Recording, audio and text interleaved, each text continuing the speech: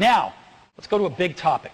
Hello, everyone. My name is Gar Reynolds, and I would like to talk to you about the rule of three. It's not the rule of thirds, but the rule of three. This the power of three that we see in speech writing, in presentations, storytelling. So three is sort of the minimum number that we need to find a pattern. And of course, we are pattern-seeking creatures. And three is quite, well, it's just kind of a hook we can latch on. It's very memorable. And I want to show you an example from 20 years ago, but it's a great example of Steve Jobs with just one hunk of a presentation where he used this rule of three in this 5-minute chunk. So yeah, we've been using the rule of three for a very long time. So it goes back to Aristotle, for example. You can see it in things like in rhetoric with the foundations of persuasion, where we need a logical plus an emotional appeal, and ethos or ethics or our character. We need to appeal to people that way. And then, of course, the very famous, the 3-act structure, the old chestnut, the beginning, the middle, and the end. So if we look at a presentation like this, okay, it could be 3 minutes or it could be an hour, but we know that it's very useful to sort of break it up into 3 basic parts, right? So we have the intro and the body and the conclusion, which I like to call the next step. But you can also break that body up into 3 parts. Of course, many parts, but I'm just here focusing on the power of 3. For example, the past, the present, and the future. You hear 3 just talked about all the time because it's very memorable, right? This kind of rhythmical kind of thing is really easy to latch onto and to help you get organized, but also easy to remember. So for example, with the past, we talk about what was, and now we can talk about today, what is, and then where are we going, or what shall be. So I was looking at an old blog post that I wrote in 2005, so that's over like 21 years ago, and it's got a couple 100,000 views at the time, which was a lot back then. This is before YouTube. And this is a presentation that Steve Jobs gave where he used that 3-act structure to organize his presentation, the entirety of his presentation. Like every great classic story, I've divided it into 3 acts. So, what do you say we get started? Act 1, Act 2, Act 3. But we do have one more thing today. Yeah, and of course he was famous for that one more thing. But you don't have to do the whole body in 3s. You can also think of just doing chunks in 3s. But in this case, he talked about the new iMac, the new iPad, the new iTunes, and then he had that one more thing. But each section, too, you can break down into 3. Of course, it can be fewer than 3 or more than 3, but generally, that's kind of the target we're shooting for. It helps us limit our own content as well. We don't want to put too much and overwhelm the audience. But you can think of it, the body in terms of 3s, and then with each section or each hunk that you have, you can think about that in terms of 3s as well. So for example, let's just say, a basic kind of business example. Let's say it's a leader, so it's a little bit high level, but we could talk about the challenges that we had and then go down into some details. We'll look at the economic, the political changes that we're dealing with and challenges, and the cultural changes. But on the other hand, we have a really strong brand and the quality of our products and the quality of our people as well. And then looking forward in the third part, we could talk about the vision and the strategy and the new products that are going to follow.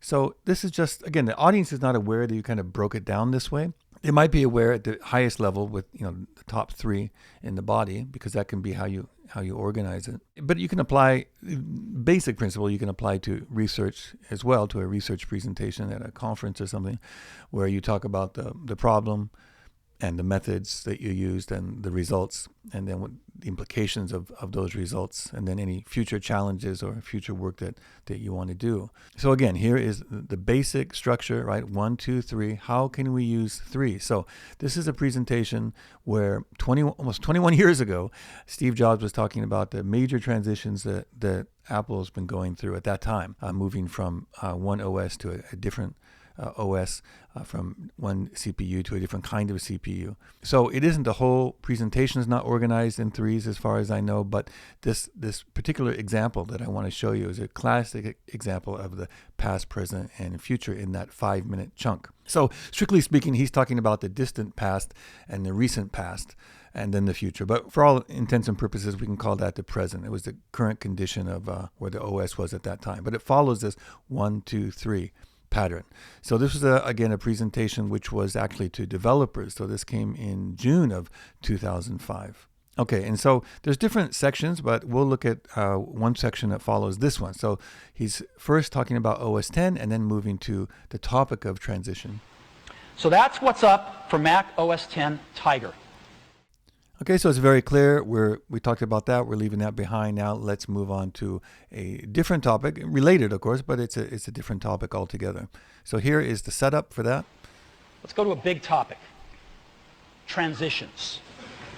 Let's talk about transitions. The Mac in its history has had two major transitions so far. Okay, so he set this past, present, future, chunk of threes. He's setting this up now. The other thing you'll notice how slowly he's talking, how deliberate. It's conversational, but it's not too fast. He's speaking even slower than I'm speaking now. It's something that he practiced many times, but it doesn't seem like that. So it seems very conversational. It's not I know for a fact it's not memorized the way that a lot of TED Talks are these days. But he knows what he wants to say, and he's very relaxed. So it's very easy to listen to. Okay, so here's part number one. The first one, 68K to PowerPC. And that transition happened about 10 years ago in the mid-90s. I wasn't here then, but the team then did a great job from everything I hear. So here he's talking about the past. If you look at the slide itself and the way he talked about it, you can see the threes even within that rhythmically, right? We go from the 68K to the PowerPC to today, right? So that's from this one to this one to this one. So there's a very rhythmical kind of chunk to it. And you can see that he controls that with his clicker. So it's just seamlessly people can just, watch him speak and with the visuals at the same time to complement what he's saying. Okay, here's the second one where he's talking about the present. It's really the distant past, but like I said, this is really talking about today where people are with the operating system. The second major transition, though, has been even bigger. And that's the transition from OS 9 to OS 10 that we just finished a few years ago. All right, so you can see that we go from OS 9 to OS 10 and to here. This is what we're talking about. That was the years of the transition. So the arrow really just represents two, right? We go from 1, 2, 2, and 2, 3, right? 1, 2, 3. Even there you can see OS threes. 10 is the most advanced operating system on the planet, and it has set Apple up for the next 20 years. So he spent a lot of time talking about that one, number two. Today, it's time to begin a third transition. We want to constantly be making the best computers for you and the rest of our users.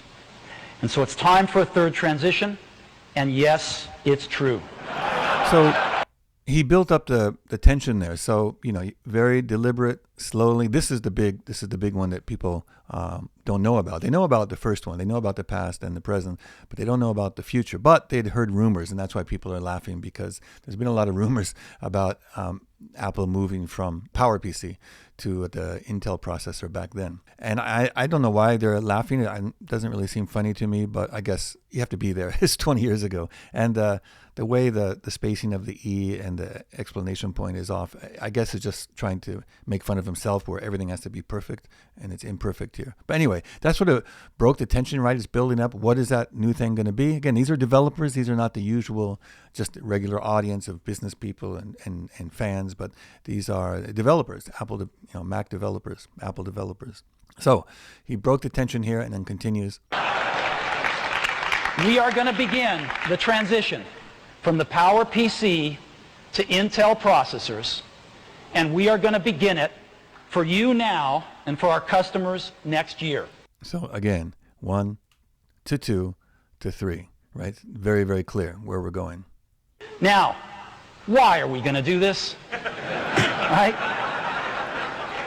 Didn't we just get through going from OS 9 to OS 10? Isn't the business great right now? Why do we want... Yeah, so here he's spending more time talking about the future. So we did, past, present, future. We're still talking about the future. And, it's sort of a big change, this future idea of moving from PowerPC to Intel. And so it's reasonable to say, why are we doing that? Let me explain it. But the way he said it was interesting. He didn't say why do we do this? It's really good to ask that kind of rhetorical question. Why would we want to do such a thing? But the way he said it, Why are we going to do this? Shows a lot of empathy for the audience. It shows, it's sort of a mock, frustration or exasperation. He's not really frustrated by it, but it does raise the question of why would you want to do such a thing? It's a really big deal. And they just moved from, OS 9 to OS 10. So why another transition? So I like the way that he said that. Because we want to be making the best computers for our customer looking forward. Now, I stood up here 2 years ago in front of you, and I promised you this. And we haven't been able to deliver that to you yet. I think a lot of you would like a G5 in your PowerBook, and we haven't been able to deliver that to you yet. But so here he's saying that, basically admitting that, not that they made a mistake, but that, they haven't been able to meet the promises that they made in the years past. So he's admitting that. That's one of the reasons why they want to move to the Intel chip. But these aren't even the most important reasons. The most important reasons are that as we look ahead, though we have great products right now, and we've got some great PowerPC products still yet to come, as we look ahead, we can envision some amazing products we want to build for you. And we don't know how to build them with the future PowerPC roadmap. And that's why we're going to do this. Right, so it's very clear. Again, it sort of supports the other points of we would like to give you the faster Macs, faster MacBooks, but we just can't do that with the older PowerPC chip. And so it's very clear, and so he just reiterates that. But the biggest reason is not just that, not just getting faster machines for you now or in the near future, but looking very long term. They want to make these incredible products, as Steve says, and they just can't do that with the old architecture. So that's why they are moving. When we look at Intel, they've got great performance, yes, but they've got something else that's very important to us. Just as important as performance is power consumption. And the way we look at it is performance per watt. For 1 watt of power, how much performance do you get? And when we look at the future roadmaps projected out mid-2006 and beyond, what we see is the PowerPC gives us sort of 15 units of performance per watt. But the Intel roadmap in the future gives us 70. Okay, so this makes it really easy to understand. So it's a drastic difference in terms of the performance per watt. You have to assume that actually means something, but it's very clear that they almost have no choice in a sense. If they really want to take customers where they want to go with their products, they really need a different kind of processor. And that's very clear. So we can see that with the chart. And so this tells us what we have to do. Yeah, and he kind of says like we have no choice. So again, this is just one hunk, but it does follow that past, present, future, right? So we go from the 68K to the PowerPC. Another transition was OS 9 to OS 10. And then the one that we looked at here, this chunk of looking at the future of going from PowerPC to Intel. And then that itself can be broken down into, well, why are we going to do this? Well, one reason is, we want to give you these faster machines that we had promised. But then I love this, the sort of glasses looking out, number 3. Well, looking long term, this is really the reason. Long term, we need to go with this new chip because of its performance. Okay, so one more thing. Well, actually, a few more things. So there was a little grammatical, or I guess you'd say a punctuation mistake that most people do, because if you don't, know the special keyboard command, you might get an open quotation, single quotation mark when you're trying to put the year. So it actually should go this way, but most people don't notice that. But that is the way it goes. So if you looked at, for example, in the two words did not, and you put it together, didn't, the apostrophe, of course, is at like a closed quotation mark. So it's a little thing. But, those little things are supposed to matter. The other thing that Steve Jobs did, of course, is he repeated. So he went through those 3 things, but then repeats it. First transition. And puts it all on one slide. 68K to PowerPC. Second transition, OS 9 to OS 10. We're going to begin a third transition from the PowerPC to Intel. Right, so that's very simple. Now, he could have just done it this way right from the beginning. He could have just started that, but he took people on a little bit of a journey that's much easier to understand and then easier to remember. Now, a lot of people, just comparing to how a lot of people, not you, of course, but a lot of people might present this same 5 to 6 minute chunk just by putting all the information on there. This is a good use of Notebook LM. So I did use AI to put this. But basically all the text is correct. These are the things he talked about. But a lot of people, maybe you've seen this kind of thing where they just put everything on a slide or 2 and then spend a lot of time using their pointer and going all over all over the place. But this is the way Steve did it, right? So I don't know how many slides that was, but 35, 40 slides, something like that, over about 5 minutes. Okay, this could be if you just took an infographic from AI, from Notebook LM, that would be ridiculous. So we don't want to do that. This one is really common though. Of course, maybe it's exaggerated here, but I use Notebook LM just to put all the bullet points. So these were the key points, right? And it organized it in terms of threes. You could do it that way, but again, I don't think that's the best way. No matter what the topic, this is not really the optimal way to do it. Okay, so just to review, so we kind of looked at this, the power of three. You don't have to do just three for the body, but think about at least for some chunks, or if it's a leadership type of presentation, how can you talk about the past and the present and the future and these kind of solid three chunks? It's really easy to remember that. It's easy to remember it that way. And there's just one last thing about visual, about the idea of clutter versus simplicity, or kanso in Japanese, which really means it's an old Zen design concept as well. But kanso just means simplicity, but it's a kind of eliminate the non-essential kind of simplicity, the opposite of cluttered. So let's look at a compare and contrast. So if we look at Bill Gates of 2005 in one of his presentations, he wasn't the CEO, but he was still very involved. I think he was the chairman at that time. Compare that to the Steve Jobs presentation that was around the same time, and a very, very different approach to presenting visuals. And then one more thing, don't forget, if you got some value from this, please don't forget to subscribe and like the video and share the video with others.